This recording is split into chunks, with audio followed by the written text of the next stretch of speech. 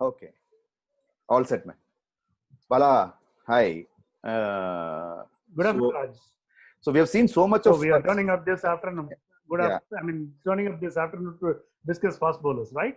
Yes. So what I want to sort of figure out is, there have been so many side stories. We have actually focused a lot on the matches itself. We have, the side stories. There are so many side stories to this IPL. I think we should sort of get in and sort of bring it out into the open. I'm not saying that there is no right or wrong here. Yeah, And exactly. yeah, so like you said, I think let us look at the fast bowling. Everybody talks about spinners being And important and all. spinners important. The pitches are going or slow, Yeah, yeah, everything. But it yeah, is the fast bowlers who have had. You had some stats yesterday. So yeah, the number of wickets that fast bowlers have been able to capture more than the spinners. yeah, And forget about the wickets and forget about the stats. It's the fast bowlers who are calling the shots, which is very clear. Yesterday, let's talk about a fast bowler who turned up for the first time in this IPL yesterday, yeah. Lockie Ferguson. That's a good point to start. He was Yes, mighty impressive. And the good thing about Ferguson, he's a fast bowler as fast as they get. yes, So he is one person who is always clocked above 140. Unless otherwise he's delivering a slower one. He is a bowler in the 140 plus category, and he showed that extra pace is what got got him the wicket. The wicket of I think Manish Pandey was terrific. It was yeah, great to watch. It was exhilarating, and he kept running in. And the way he bowled in this super over rounds also was mighty impressive. yeah, And a few days back, you had Nokia, who again his contest with Butler, Josh Butler was terrific. Two fours, he still went ahead and bowled those 150 plus uh, thunderbolts, and he got his wickets. So it was mighty exhilarating and exciting. It was certainly, and with him in tandem with Rabada, is what great contests are all about. So yeah. So terrific. see, Ferguson. See, if you look at his wickets, he picked up three when he was when SRH was going on. So you had him. He actually bowled two of them. Priyam Garg, 19-year-old poor fellow, has not seen this guy. Before he even thought what was happening, the stumps were off. And Oh, the next one he got off was none other than Manish Manish Pandey. Pandey. Yeah, Manish Pandey. Manish Pandey. Pandey is, he's actually a pretty good batsman against fast bowling.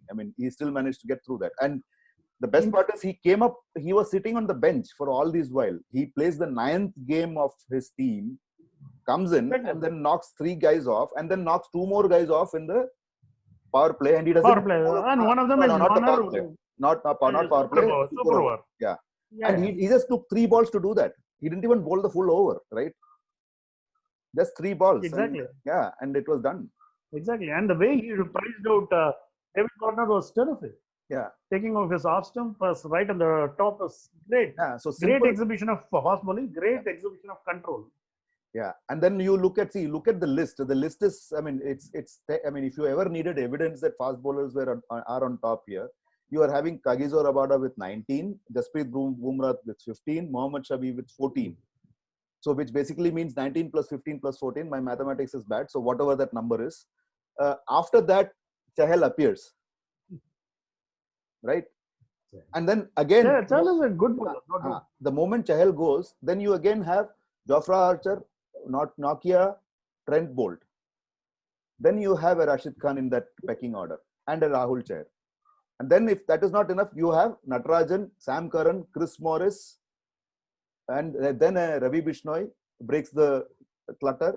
Then you have James Pattinson, Shardul Thakur, Deepak Chahar, Khalil Ahmed before Akshar Patel comes. You see the number of fast bowlers who are making a difference to teams. So I think these guys, the spinners are just bookmarked for just variations. So I'll ask you one question, Bala, here. Very interesting question. See, if when the teams went after these bowlers or when they picked their team, COVID was nowhere in the picture. It was in Wuhan. Yeah, nowhere else. Right? Nowhere else. Yeah. So these guys would have obviously picked teams to play on their home pitches. Now, my question to you is, Bala, would these guys, the guys we named, would they have been as good in Indian pitches, or are we just saying, you know what, a Lockie Ferguson can bowl at this pace even on the Chepauk? Yeah, I would see these guys. See somebody like Rabada. would have, he is as good. He is not a performer based on conditions or the pitches. Some of these bowlers are above those things. Yeah. Rabada for one certainly is. Even Lockie Ferguson, Anderson Cummins. Anderson Not Anderson, Cummins would have been. Patrick Cummins, yeah. This is a mistake that I'm making for the second time. That's No, very that's okay. stupid That's of me. okay. No, you're consistent. Don't worry. Unlike some teams. That's true. Yeah. Why? Okay. Because I still remember Anderson coming from the match that India and West Indies tied. We scored 126 each at Perth. Yeah. That's okay. Anyway, the Cummins would have been handy in Indian conditions, man. Yeah. Because he rises above those pitches and the conditions. So I don't think that is pretty valid. I mean, but your point is very insightful.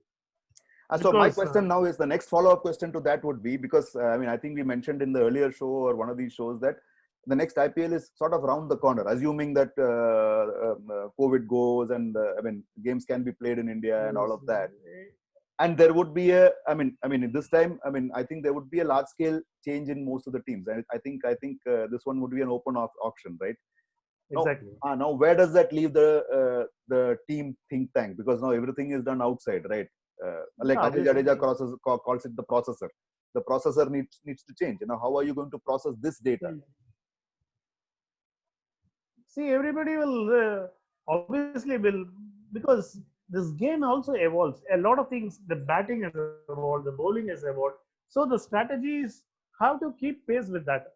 So what worked 2 seasons ago is not necessarily going to work the next season. So the think tank will make those changes. They will tweak their ideas. So fast bowlers will come into reckoning even more so. Yeah. I am not saying the spin bowlers have gone out of the window. Obviously, that is certainly not your case nor mine. Yeah. But having said that, pace bowlers, see, hardcore pace is always a potent weapon. As long as they are delivered with a certain amount of, as long as you don't just run in and bowl, that doesn't work. Once it is backed by certain strategy and plan, fast bowling is always going to work. You see Jofra Archer. Yeah. See, the moment he's hit, he comes back with a beautiful bounce. He puts the batsman back on the back foot. Yeah, even our own Bumrah. Yeah, I'll go a few seasons back. I'll go a few seasons back to Mumbai, who actually got the services of Mitchell Johnson, who had retired, I think, by then, if I'm not mistaken. And Mitch Johnson was actually bowling up people's noses for Mumbai. Yeah, perfect ball. Right? Perfect ball. Yeah. Exactly. So I mean, my feeling is that is the exciting part. Yeah, go ahead. See, 2 days back, Mumbai Indians versus KKR. We had the great sight of Jasprit Bumrah bowling to Andre Russell and getting him with a bouncer right up on his throat. On his face, yeah. When he was moving away to the leg side, on the leg side. He just followed him up. It was exciting to watch. And forget about the bouncer part. Yesterday, you had both Bumrah and Shami in the super over giving away just 5 runs each. Nailing Yorkers. Great control, man. They got nailing Yorkers. So it is not just about pace alone. So that was equally exciting. So, which basically brings us back to the very, very, very fundamentals of cricket. I think that's probably a nice place to bring the conversation to. Go back to fundamentals of cricket. That if you are a good batsman, conditions, you overcome the conditions. If you are a good bowler, you overcome the conditions. I mean, see, the ball is not spinning, yet you have Chahal taking wickets. Right? I mean, it's not that the pitch is spinning. Or Ashwin getting Steve Smith with the one holding back. One back. I mean, those things are. Yeah. So at the end of the day, I think it doesn't boil down to numbers or whatever it is. See, yesterday we had a very funny situation. You looked at the scoreboards of both the matches. The scores were identical, but that hides a lot, right? It hides more than it reveals. Yeah. Right. I mean, that's the beauty of cricket, I think. I mean, this numbers game, everybody who talks about records, I think they need to think again. Oh, this guy has a better record, that guy has I don't think that really matters. So, because nuance never come out through numbers. Yes, I think that is a wonderful line. Nuances never come through numbers. I mean, especially in a game like cricket or any game for that matter. I mean, when you look at, we'll just go back briefly to Nadal versus Djokovic. whatever that final scoreline read, did it really tell us what the match was about? I don't think so. It didn't. I mean, there was much more in that match than what was revealed by the numbers. So I think eventually it boils down to who are the players you want, who are the ones who could actually consistently deliver results to you based on their at the end of the day, this might sound like a cliche, but that is the fact.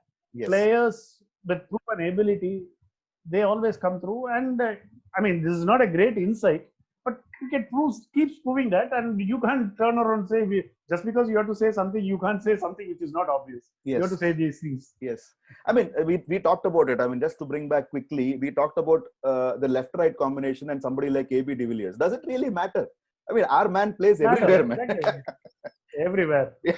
It doesn't matter. He can, I mean, he can bat facing the other side. Yeah, with his bum to the bowler and still probably score. Bowler. Exactly, precisely. Yeah. So I mean, if you have the skills as a bowler or a batsman, I think I mean that is where the pick should go. It can't be. See, you remember we had so many cases earlier where players got paid huge amounts and then they didn't deliver. And then everybody used to look, I mean, even a Varun Chakravarti for that matter, the way he's bowling now at a discount is way better than he bowled when he fetched a huge price. Right? For Punjab. Exactly, yeah. Exactly. See, basically, when you pick a team, you pick the best players, forget about the conditions. Yeah. You don't pick a team. I mean, you can pick 11 when you pick a squad. When you pick 11, you can choose it for, I mean, so if you have a spinning pitch, you can pick a spinner over a fast bowler. That on a given day, that can work. But when you pick a squad, you don't think about the conditions or the stadium. Yes. You don't think on those lines. So I think we can end with wise advice from two elderly statesmen to all those young people who are sitting in a 5-star hotel and waving their whatever that it is that they wave. You know. Yeah. Yeah. Exactly. So watch whom you are picking. I mean, you just go by the cricketing and not by the looks or by the whatever else you are going by. I have no idea what you go by. So I think we'll leave it there. Any final words compared to what I said? Exactly. Add to what I said? No. See, because the point is you're right. Pat Cummins is as good as Lockie Ferguson, though the money they paid for each of them is totally different. Yeah. So that's the point. I think. I mean, the auction tends to slightly skew the situation. Yes. Yeah. It's also a bit of a lottery. Not exactly lottery, but sometimes it becomes a lottery. Yeah, and you just need to sort of look at whom you are picking. I think that is all it matters. I mean, are you sort of focusing on the cricketing skills or not? I mean, a Lockie Ferguson, I mean, it's not as if he might not get hit in an upcoming match. That's perfectly possible. The point is, when somebody is running in and bowling at 150 clicks at you, it is not all that easy, as all the fast bowlers have proved. And the two teams which we keep talking about who have not used their gun bowler, I mean, a guy who bowls 140 regularly, is CSK and SRH. I think we'll just leave it. I mean, Billy Stanlake is sitting idle in one.